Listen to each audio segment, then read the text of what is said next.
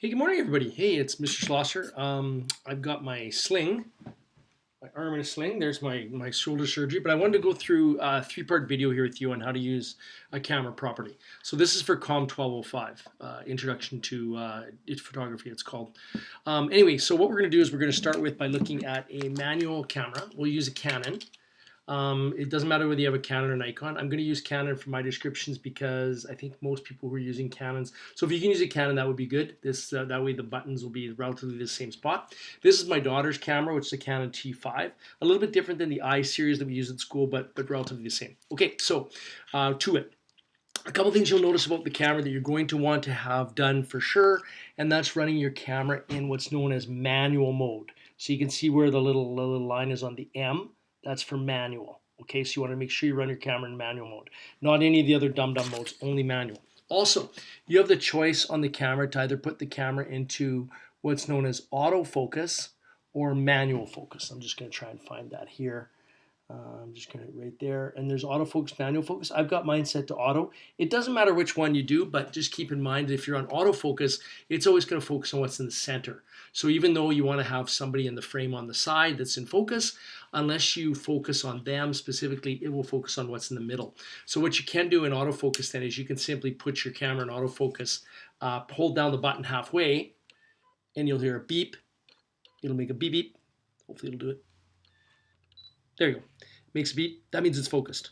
And then that means you can shoot the picture. Okay? So when you look in manual mode on the back of the screen, you'll see a screen that looks like this. And it has an M for manual. It's got you see that one button there? It says 800. That's called the ISO. And then you've got a 1/20. That's the shutter speed. And the middle button there is F11, which is the f-stop. We're going to talk about the ISO particular in this video. Okay, so what it means for ISO, that's the film speed or the sensitivity of the sensor to light. Okay, so notice it's on 800. 800 is an overall good setting to have in the hallway. If you go outside, you're going to want to go and put your shutter speed, or sorry, your ISO lower than that. So right now, in order to change the ISO on this camera, I'm going to press the ISO button, which is right here on the camera. Your Canon will probably have an ISO button on the top that says ISO. Okay, a lot easier to figure out. So ISO there. And then once I'm in that little ISO mode, then I can simply change this, and you see it changing the number from 100 to 200 to 400 to 800. The higher number you go, the more sensitive it is to light. So if you were taking pictures of the Wolverines game, for example, you may want to have it on 6400 like I have it here. If you're outside, you probably want to have it on 100. In the hallway, good place to start, 800. Okay, so I'm going to set it to 800. So that's basically ISO 800. Now, how does it work with the other settings? Well, if your pictures are too bright, let's say you go outside or you're in the hallway and you take a picture and I'll just take a picture now. I take a picture in here and I notice my picture is it's actually not badly exposed, a little bit dark. If it was too dark, I could turn my ISO up from 800 to 1600. Okay. If it was too dark, if it was too light, I could turn my shutter or my ISO down from 800 to 400 or 200. So just keep that in mind. ISO 200 or 800 for the first kind of setting. Okay, if you're going to be in the hallway, which you will. The second entity is called shutter speed, and that's that. You see where it's got the little arrows on it, 1/20. Okay, that's called, what that basically is the shutter opening up and closing, and what you have your shutter speed set on will determine how fast the shutter opens up and closes. So I think you can see it there, and there's a shutter. When I press the button, do you see the shutter open up and close? And it basically reveals the sensor on the back of the camera, and you'll see that, of course, because I'm in ISO 100, and sorry, I've got no lens on my camera, it's going to be totally bright because it let all the light in from there. And if I go and change the speed of the shutter, so now, for example, instead of being 1/20 like it is, I'm going to change it and make it slower. I'm going to make it, let's say, 1/1. That's 1 second. So there's 1 second there. That's 1 second. Now, if you listen to the shutter and look at it, it'll do the same thing, but this time it'll go and shoot the camera off, and this time you'll hear the shutter. So a full second it's open. Okay, so what does that change? Well, the longer the shutter's open, the more light you get left in. Okay, so in the hallway, if you've got your ISO set at 800, your shutter speed should be somewhere around 1/50. Now, how do you change that? Well, if you're in manual mode, it'll automatically change the shutter speed when you wheel the wheel.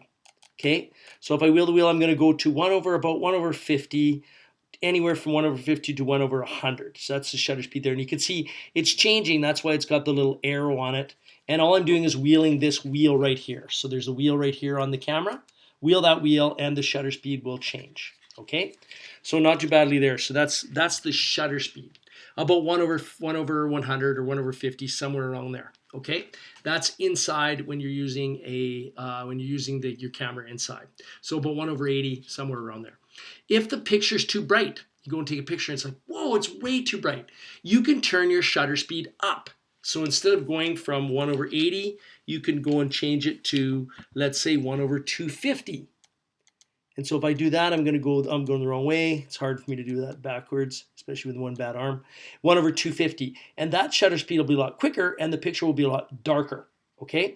If it was too dark, you could go and you could make your shutter speed down from 1/80. You could make it lower down to like 1/15 or so. But you got to be careful because as you go down below 1/50, 1/40, right around that area, you start to go too low, you're going to end up with camera blur. Because the shutter is going to be open for so long, it's going to be blurred. Now, when we do like a long shutter over like, you can set it for like 25 seconds. When you're doing painting with light, you might set your camera on a tripod and you're going to do some painting with light. You might want to have it on like 25 seconds. You need to use a tripod. Okay. Now, what on the other end of the scale? So that's like way down here in 25 seconds. So if I turn that way down to 1/20, there's 25 seconds right there. There's 30 seconds, 25 seconds. That's going to go and be open for a very, very long period of time. Now, if I go the other way, now I'm going to go to 1/, like, let's say 500th of a second. That's going to freeze the action. Okay, so it's going to, if I shoot a basketball, it's going to freeze the action ball in the air. So that's where shutter speed, changing the shutter speed can give you certain effects. Okay, so that's what that's going to do. The last entity is called the f-stop or the aperture. And in order to change that, there's this little plus minus, AV plus minus button right here. You got to press that and you got to hold it down and you see the arrow changed? So it's going to F11 and now you can wheel the wheel. You see it's F number 5, 5.6, 6.3, 7.1. Don't worry about the numbers mean, they're mathematical relationship. In the hallway, you're going to want to have it on about F5. Okay, that's what you're going to want to have your f-stop on. Now, the f-stop is magical because as a portrait photographer, I love it because what it allows me to do is in a low f-stop setting like f4 or f2.8, I can collapse the depth of field. So what that means in English is I would be taking a picture of my face here at f4 and everything in the background, my daughter's clothes, etc., would be all out of focus. Okay, that's how shallow depth of field works. If I wanted a deep depth of field, I can put it on like f16 and everything's going to be in focus. So by changing the f-stop, I can go and change the number of things that are in focus in the picture. And I'm talking the depth, not the width, the depth, okay? So if I was a landscape photographer and I took pictures of mountains, I would probably want to use f16, a really high f number. But as a portrait photographer, I never do that. I always use like f4 because then I can end up with something in focus and other things out of focus. Okay, so what I'm going to do here is I'm going to just show you then. So in the hallway, if you're in the hallway, you're going to have your shutter speed on about 1/80, f-stop about 5, and ISO about 800. Now I'm just going to show you something here you can do because I'm going to go down. I'm going to take a picture of this cup of my daughter's, and I'm going to have the background and I'll show you what I mean by depth of field. Okay, so I'm trying to do this without another arm. It's very difficult without one arm, but I'm going to try it anyway. I'm going to have to use this, I think. I'm going to use this little cactus. Let's see if I can do it there. Let's see what's going on here. Flashes up. No, I don't want that. I might have to actually lean down and look through the camera. This would be a lot easier if I had two arms. Oh, that's the problem. Okay, I've got the different lens on, that's why. There we go. Okay, so shallow depth of field. So I've got this cactus here, plastic cactus, and I took a picture of it, and you can see that I went and took a picture of it with the background. You can see how the background is out of focus and the cactus is in focus. That's at f3.2. So I was able to go lower. You can probably with your camera go down to about 4.5. So if you put your depth of field at 4.5 or 5, you take a picture of something and then you move slightly to the side, you're going to end up with a shallow depth of field. And you can probably even see this on this picture I took of the screen. There you go. So, ooh, scary dude. But you see how the background's out of focus and I'm in focus? That's because of the shallow depth of field of f5. Okay, so that's what you need to know for 1205. 1205, you're going to go and take pictures of things. You can do them in the hallway, you can do them outside, etc. But what you really want to start learning about 1205 is how to operate the camera in manual mode with those 3 settings and make them good. Okay, and that's it. So if you got any questions, you can email me. You can send me a text at 780-268-3375, or you can ask Miss Lewis and she can get me a message. All right, thanks guys. We'll see you back. Bye-bye.